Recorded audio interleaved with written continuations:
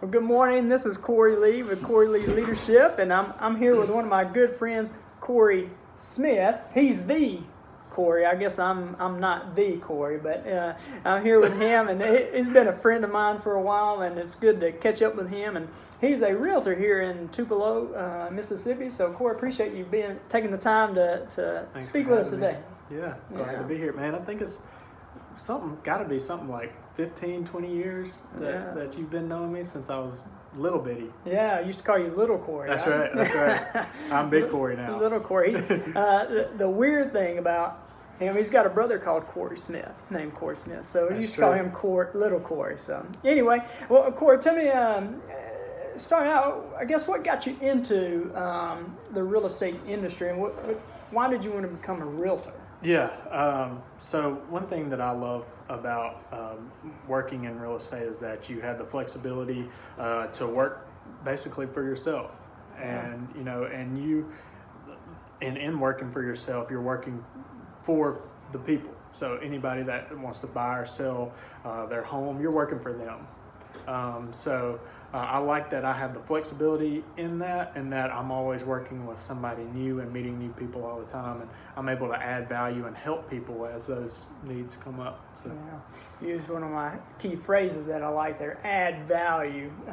I love that phrase because that's one of the things I really want to do is add more value to people. So tell me this. So say I've got my house and I'm thinking about selling my house.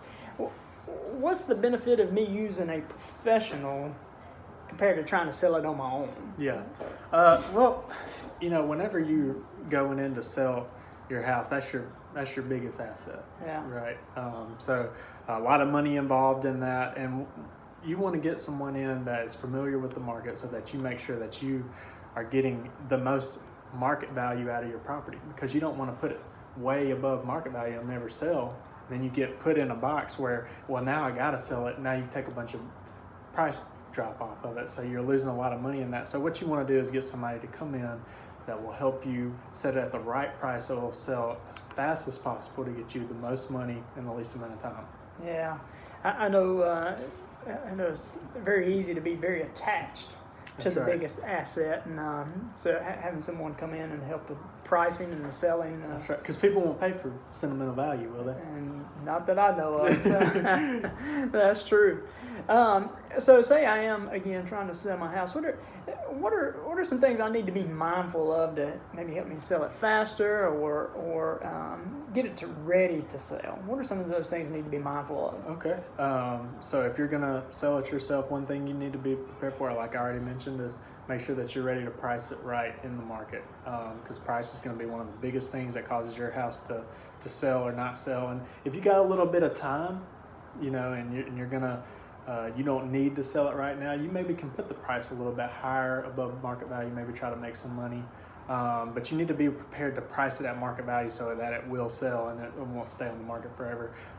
You also need to make sure that it shows well. Make sure your house is clean, you got your pets put up and things like that, so that you don't have your dog chasing around the person that's wanting to buy your home, and that would never be good. And then another thing that you want to do is make sure it'll show often, because if you miss a buyer, they're going to go on to the next house. Yeah. So if you have a time in the day where you said, hey, I just don't really feel like showing right now, you need to always be ready to show it so that they can see it when they're ready to see it. Yeah. So having someone there to help me price it right, but keep it good and clean, man. That's hard with someone like myself that's got 3 small kids, a 7-year-old, a 4-year-old, and a 2-year-old. Keep that thing clean, man. You're asking a lot from me, man. You got the quiver full, man. So let me ask you this. So thinking from a buyer's standpoint, what are some things I need to be mindful of from a buyer's perspective? A couple things you need to look at is make sure that your credit is good, and make sure that you're talking with a lender, that you're not looking for houses that are outside of your ability to afford, and that you're not pre-approved for, things like that. So you want to make sure that whenever you're going to buy a house, you're not looking at houses and getting your hopes up that you can't afford, things like that. So something that's in your range there. I yeah. gotcha. So I got a couple of questions here I want to ask you. Okay, these are more of a rapid fire here. Okay, so get to know you a little bit better right there. So, what's the best piece of advice you've ever been given? Let's see. Best piece of advice. I'm gonna have to edit a little section right there. Take something out right there. I think we'll let it keep rolling right there. Let the people see you struggle trying to get some. Well, the problem is that I've gotten a lot of good advice. Yeah, okay. A lot of bad advice too. Yeah. Some of the best advice that I've gotten is to try to always have a positive mindset. I don't know where I heard anything like that. I don't know where you get that from. Yeah, but keep that mind right. That's right, because that impacts your whole day and what you do and things like that. So. That's right. I'm with you. What about so favorite book or favorite movie? What are you into? Yeah, my favorite book is The Power of Consistency by Weldon Long. That's a great book. That is a book that's all about your mindset. Really good for anybody in any stage of life. It is a sales book, but it's geared towards changing how you think and making sure that you have that positive mindset and that you're taking massive amounts of action and being consistent. So. Yeah, I like that. One of the questions that I get, or anytime I'm filling out some professional papers, they'll say, what's been the key to your success, as they're trying to come up with a bio or something like that. And I always say the key for me has been consistency and persistent as well. Yeah. A lot of people, they start out really good. They start out with great ambition and great desire, but then at the first sign of opposition, they'll throw those hands up and they'll quit. So it's being consistent and persistent through that. So I like that. I may have to check that book out. Yeah, that's great. What's the most challenging thing you've ever done? Physically challenging thing you've ever done? I think one of the physically. Okay. See, I was going mental as soon as you said it. Well, what's the mental? We'll go mental, and then we'll go physical. Raising kids is one of the most mentally challenging things that you can do. I mean, having a 2-year-old and teaching her is very mentally challenging, and it wears on your patience and stuff like that. But physically, one of the hardest things that I did was this past year's CrossFit Open. Yeah. That was tough. I can't remember which day it was. I think it was the second or third open workout with the thrusters. Yeah. Dude, that was awful. Yeah, that was tough. So, you say you've got a 2-year-old, but mentally challenged. You also got another child too. I've got a 3-week-old, which is very tough too. Yeah. He's not as mentally challenging except the fact of being sleep deprived. Yeah, so that's a challenge right there. Yeah, that's right. Yeah. Well, that makes dealing with raising the 2-year-old even harder.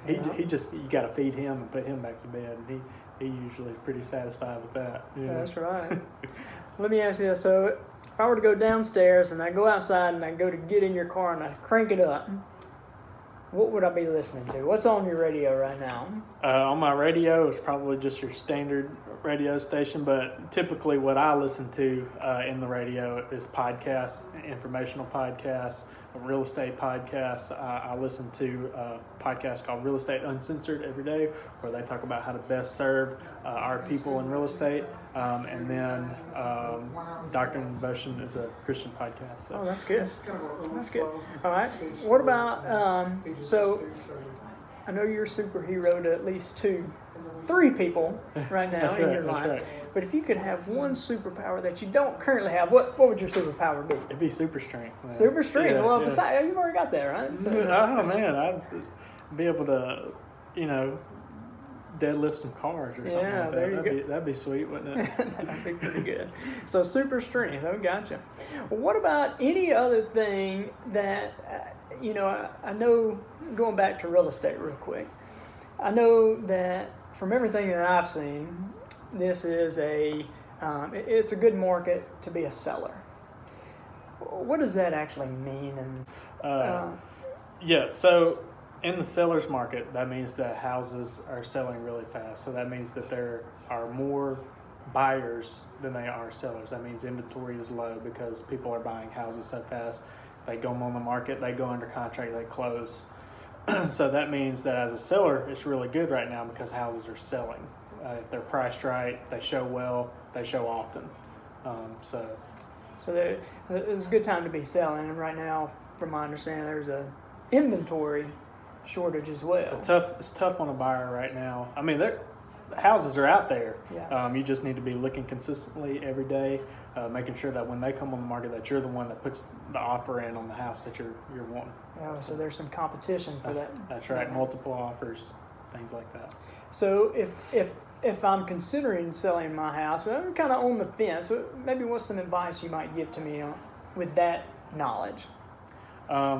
Yeah, I think that it's a great time to sell. Houses are selling up, so you'll be able to make a little bit of money on your home. If you're just thinking that you're wanting to sell because you got to move, then Fine. So it may be a good time to at least entertain the possibility of it, I guess. yeah, that's right. Good.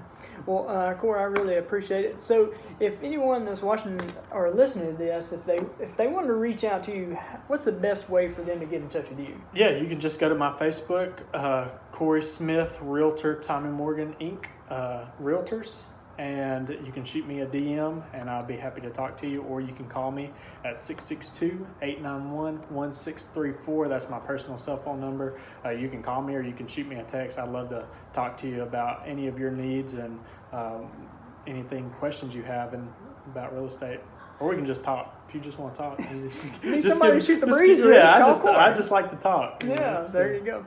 Well, Corey, I really appreciate you taking the time out of your Glad day. to see you, and I know you're going to go out and add value to people, so I look forward to seeing what you do, man. Absolutely. So, thank you.